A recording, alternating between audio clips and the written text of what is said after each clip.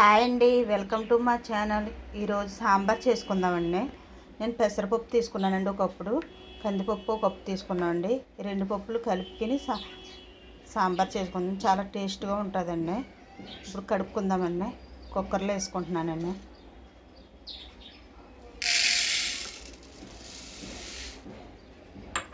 అలాగే పెసరపప్పు కూడా వేసుకుంటున్నానండి.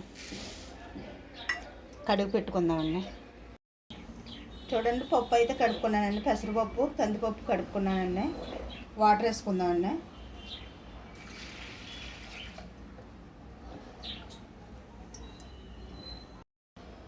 ఈ గ్లాస్తో గ్లాసు పావు వాటర్ వేసానండి.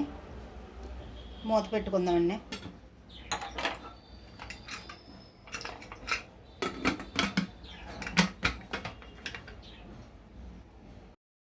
స్టవ్ వెలిగించి స్టవ్ మీద పెట్టుకుందామండి.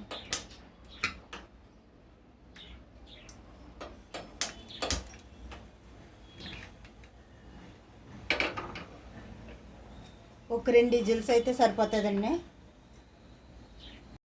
సాంబార్లోకి కావాల్సినవి ఆనపకాయ అండి, 2 చిలకడ దుంపలు తీసుకున్నానండి. 2 చిలకడ దుంపలు తీసుకున్నాను. 2 వంకాయలండి, 3 టమాటాలు, 1 క్యారెట్, 2 బెండకాయలండి, ముల్లంగి తీసుకున్నానండి ఒకటి, అలాగే 2 ఉల్లిపాయలు, ఒక 6 పచ్చిమిరకాయలు తీసుకున్నానండి. ఈ కోసుకుని పక్కన పెట్టుకుందామండి. ఒక విజిల్స్ వచ్చిందండి. 2 విజిల్స్ వచ్చాయండి. స్టవ్ ఆపేసుకుందామండి. ఆవిరైతే పోయిందండి. ఇప్పుడు మూత తీసుకుందామండి. పప్పు చూడండి ఎలా ఉడికిపోయిందో, పెసరపప్పు కందిపప్పుని.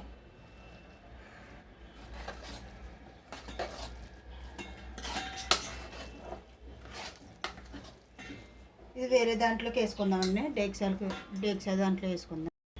పప్పు డేక్సాలో వేసేసుకుంటున్నానండి.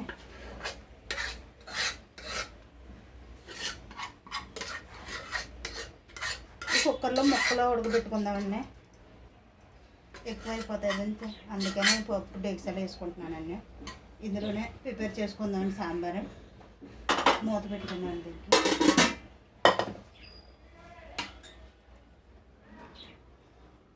ఇందాక కట్ చేసి పెట్టుకున్నాను కదండి. ముల్లంగి, క్యారెట్, టమాటా, ఆనపకాయ, ఉల్లిపాయ, బెండకాయ, వంకాయ, చిలకడ దుంపలు, పచ్చిమిర్చి అండి. ఇవన్నీ ఇందులో వేసేసుకుందాం కుక్కర్లోని. వాటర్ వేసుకుందామండి.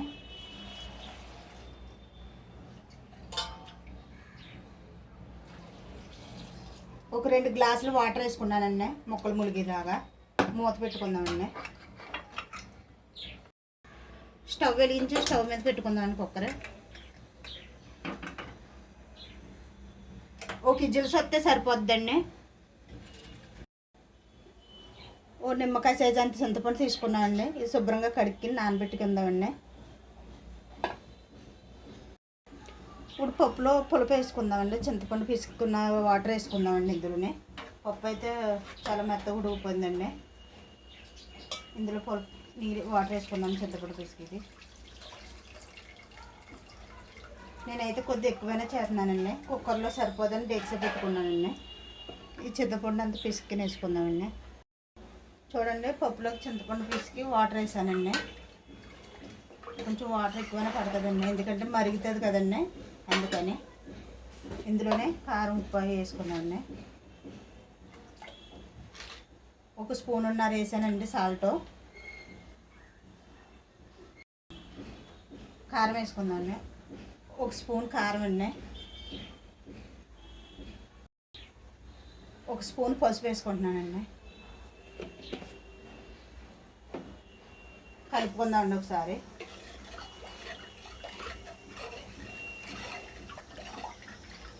స్టవ్ మీద పెట్టుకుందామండి. ఆనపకాయ ముక్కలు అవి ఉడికే లోపల స్టవ్ మీద పెట్టుకుందామండి. స్టవ్ మీద పెట్టు.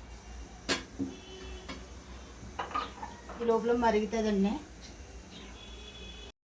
ఒక విజిల్ అయితే వచ్చింది కదండి. ఇప్పుడైతే స్టవ్ కట్టేసుకుంటున్నామండి. మళ్ళీ ఎక్కువ శాతం ఉడకకూడదని మొక్కలు మెత్తబడిపోతాయండి. ఆవిరి తీసేసుకుందామండి. ఆవిరి పోయేదాకా వద్దండి, మళ్ళీ మెత్తబడిపోతాయండి ముక్కలు.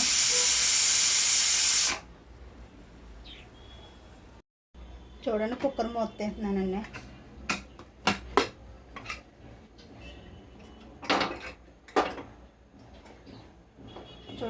చూడండి ముక్కలు అయితే ఉడికిపోయండి. అదే ఆవిరిపోయేదాకా ఉంచితే మొత్తం సివుడిపోతాయండి. ఇప్పుడు పప్పు ఉడుకుతుంది కదండి, మరుగుతుంది కదా, అందులో వేసుకుందామండి. మూత తీసుకుందామండి. పప్పు చూడండి మరుగుతుంది కదండి, ఇందులోనే వేసేసుకుందామండి ముక్కలు.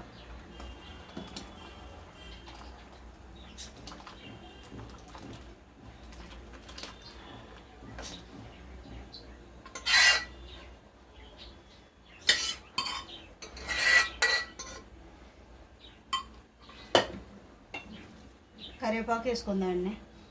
ఓ రమ్మ కరివేపాకు అండి. కలుపుకుందామండి ఒకసారి.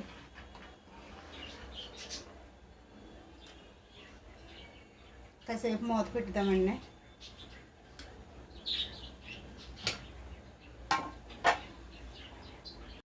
ఇప్పుడు మూత తీసుకుందామండి.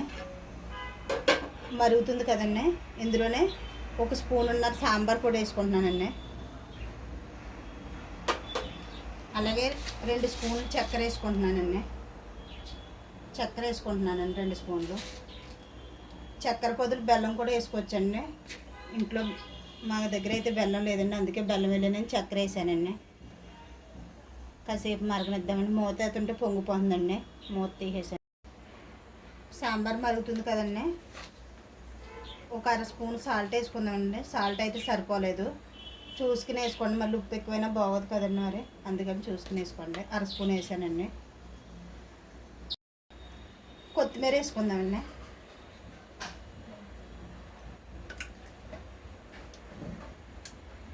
ఒక 2 నిమిషాలు మరిగినిద్దామండి కొత్తిమీర వేసుకున్న తర్వాత. అయిపోయిందండి, పక్కకు పెట్టుకుందామండి. తాలింపు వేసుకుందామండి. ఆయిల్ వేసుకుందామండి.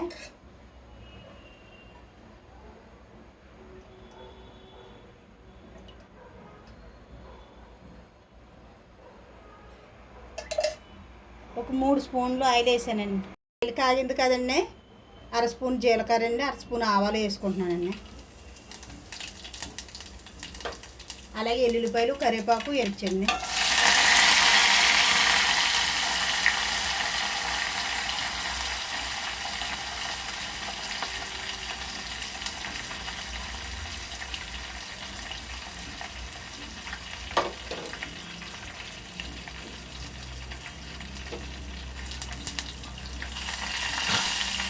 ఫ్రై చేసుకున్నాను.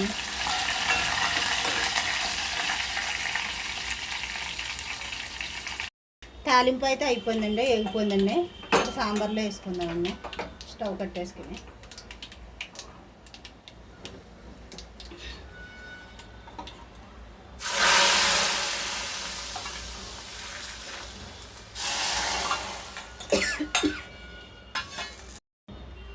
సాంబార్ అయితే అయిపోయిందండి. పెసరపప్పు, కందిపప్పు కలిపి పెట్టిన సాంబార్ అండి, అయిపోయిందండి. మూత వేసేసుకుందామండి. ఈ వీడియో కానీ మీకు నచ్చినైతే లైక్ చేయండి, షేర్ చేయండి, సబ్స్క్రైబ్ చేసుకోవటం మర్చిపోకండి.